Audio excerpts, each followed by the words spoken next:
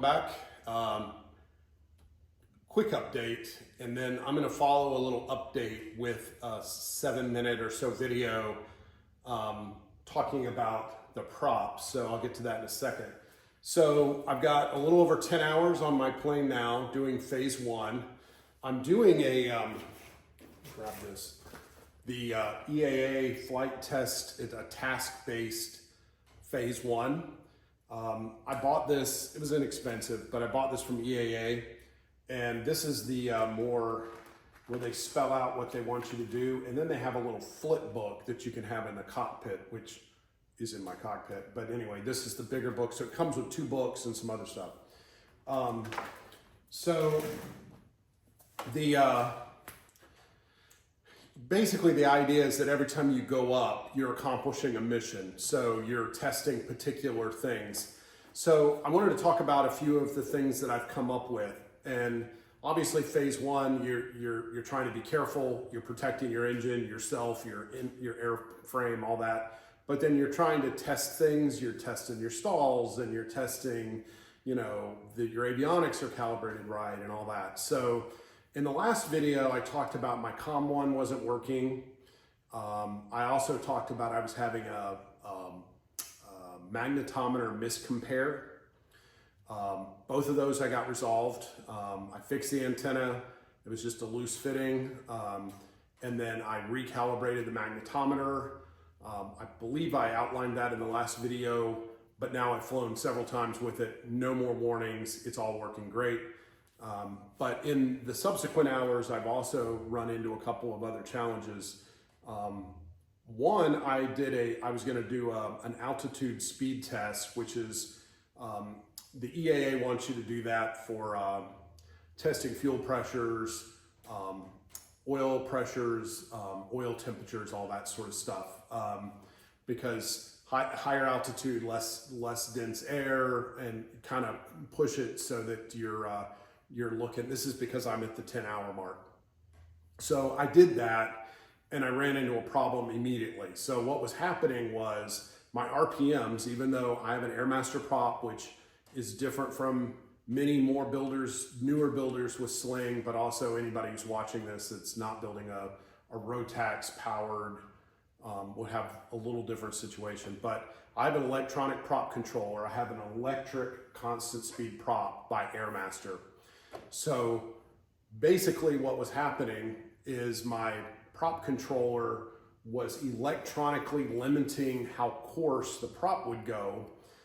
But when I was at 10,500 and I was pushing the plane a little bit to make sure all my numbers stayed in the green, it couldn't achieve what it wanted to. The prop controller wanted to go more coarse.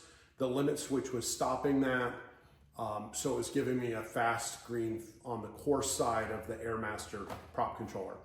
So I fixed that, and I've got a video that I'm going to add into the back of this video that talks about how to adjust the limit switches in here. So I fixed that. I gave it more coarse travel, and I did another flight. No more problems with that up to 12,500. But when I was at 12,500, I had 2 different issues. One was my oxygen sensor, my pulse oximeter was reading really low, and while you're flying, I couldn't diagnose it fully. So I don't know if my O2 system was not delivering enough air, or if the sensor, or I should say oxygen, not air, or if my pulse oximeter was not working right, or it didn't have a good fitting. I had it under my headset. I tried it on my wrist. I did not try it on my forehead, which is the preferred location. So that'll be next flight. So I was up at 12.5 and it was showing my pulse ox at 86, which is low, and I didn't feel like I had any issues. So it could have been any number of things. So anyway, I discontinued that test, mainly because I started getting low oil pressure. So I've been recording my flights. I've been taking pictures. I've got a video camera that looks at the avionics panel, and my pressures for my oil have been in the 40s and 50s the whole time, right within the green. Well, suddenly I'm at 12.5 and I'm giving it a little speed, and my oil pressures dropped all the way to 30 and 31. It was staying 30, 31, 30, 31. And because I'd never seen it that low, I wasn't sure if it was because it was altitude or if I had something wrong. So at that point, I discontinued the flight. I came in, as soon as I slowed down and came in, started doing an approach back to my airport, the pressures climbed back into the low 40s. But I was in the green the whole time, but it worried me because it had been staying in the 40s during everything I had done. So I just wanted to make sure everything was fine. So I went through the whole oil system, and the problem with these heat shields is that you can't really see the hose. And so this hose, this is a different, I redid this hose. So the hose that I had originally went up higher, and it came up to about here. And when I was looking at it, it looked like it was a little too pointed. So I pulled the heat shield off, and I had it with steel zip ties. So I had to cut all the zip ties, pull all this heat wrap off, and then I could see that the hose was crimped right here. But also when I pulled off the heat shielding, I could see that down here at this fitting, this was, when I built the cable, was a straight fitting. And it seemed like it was pulling on that just a little bit right here. And that wasn't really a crimp like the one up here, but it was bending over a little bit.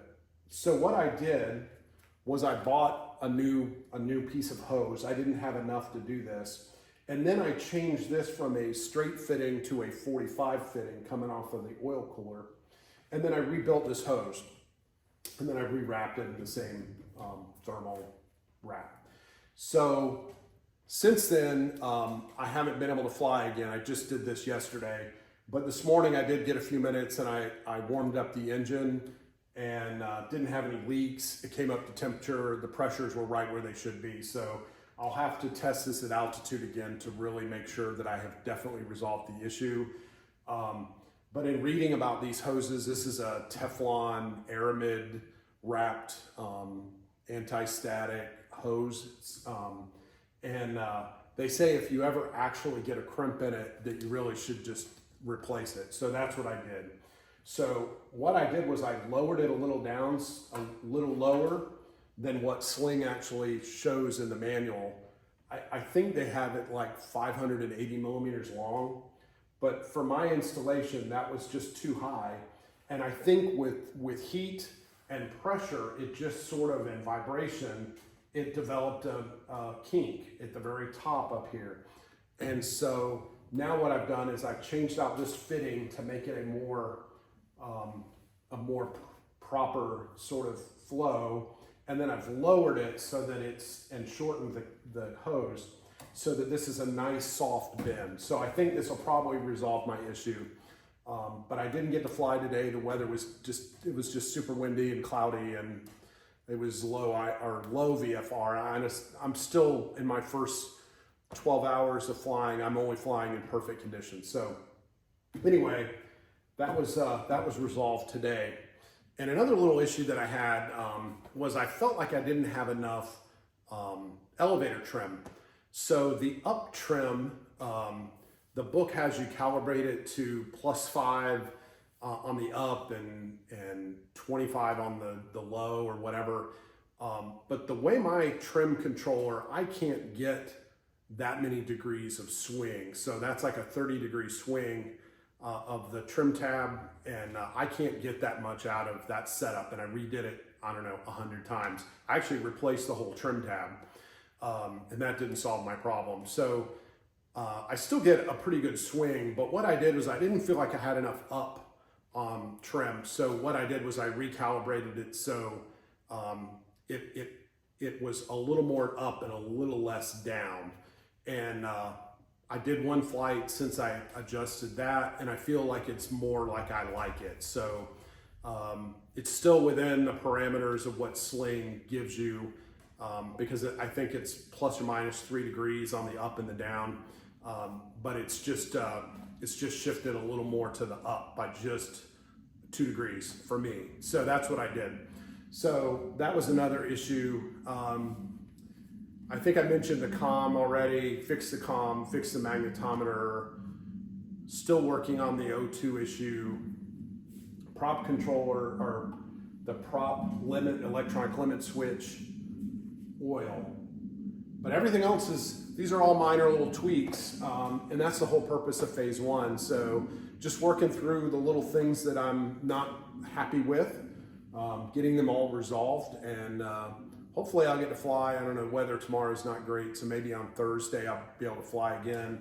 I'll get up to altitude, I'll do another flight, testing my oxygen, doing a high-speed run, making sure my oil pressures stay up where they're supposed to be this time, and then we'll keep moving on with the different taskings.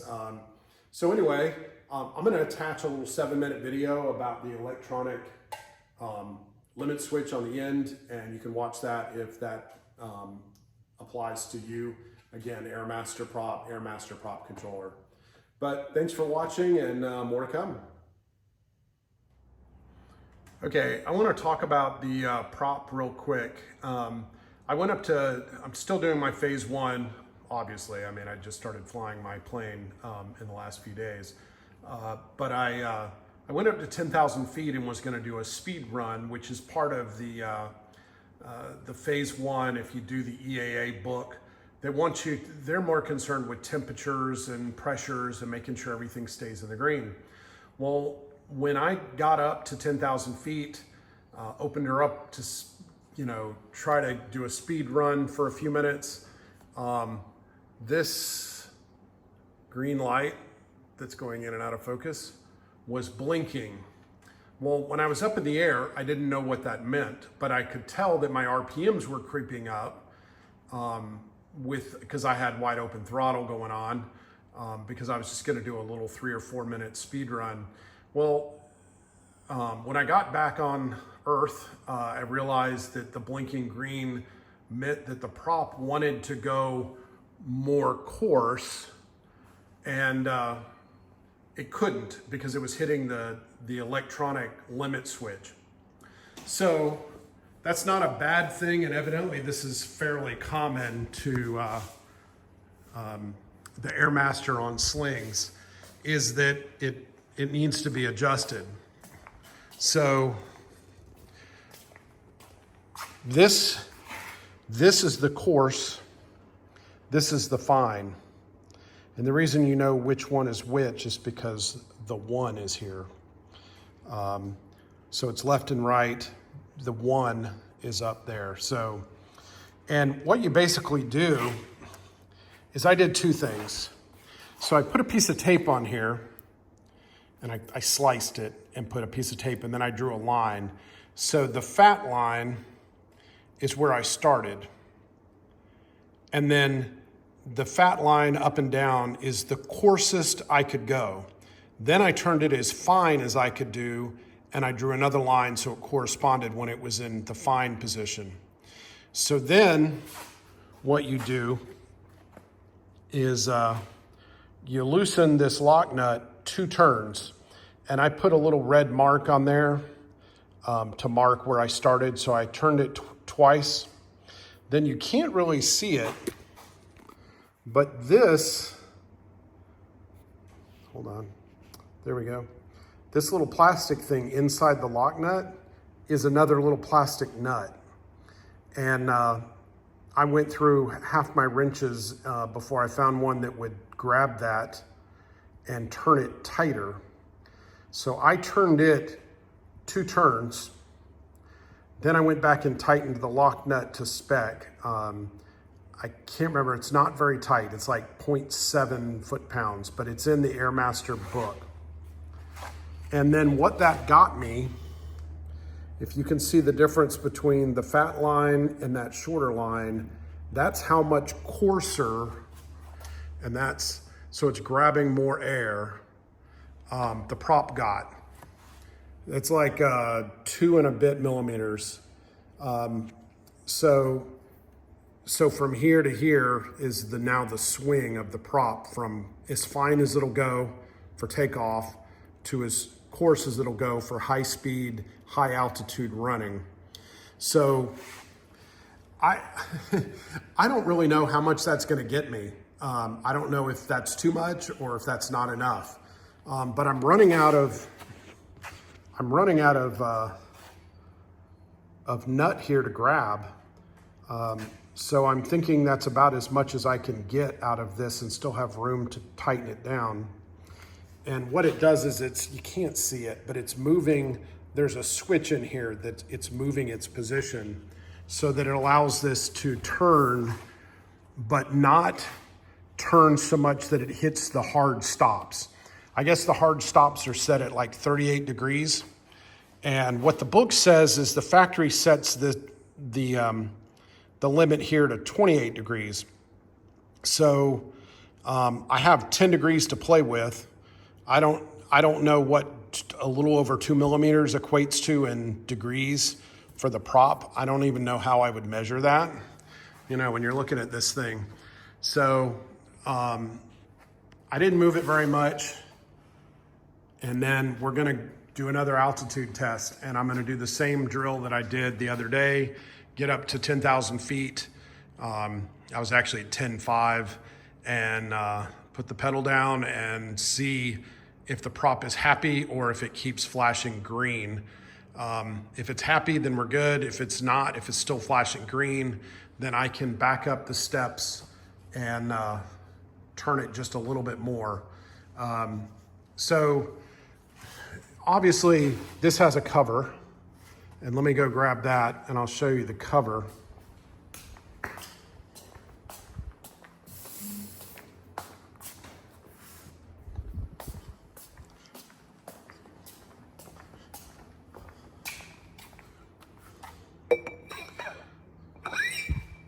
So this is the cover, and it goes on, and then it has screws in here that are flathead screws that are drilled. So then you put safety wire in them. And the manual says you can run a single wire or you can do a pair wire where you wrap a wire from one screw to the next, then you do the next two, and you do them in pairs. I'm not sure which is the best way, but I'm gonna look at that after I get the screws in. And then once you're done with this, then the spinner goes over this, everything, and then screws into here. So anyone who's installed this should be aware of that. So the spinner comes in here. So anyway, this really isn't very complicated. It's just that the instructions don't give me a lot of comfort that this is about what I should be doing. So it said turn the lock nut 2 turns, then I tighten the nut 2 turns, and then I tighten the lock nut on top of that, not very much, like a 1/4 turn. And that's what that got me. So we'll do some testing. I can't imagine I've just moved it 10 degrees, which is how much more swing I should have available in the prop. But this is so easy, other than the lock wire will slow me down for a second. But you know, I'd rather do this in baby steps and be careful to my equipment here. So anyway, it's a little something, and it might happen to others. I've seen online that other people have said that it's a common occurrence, but actually I never read that before, so this was new to me. But now you be forewarned if you have the same problem. Blinking green light on the coarse side of the controller.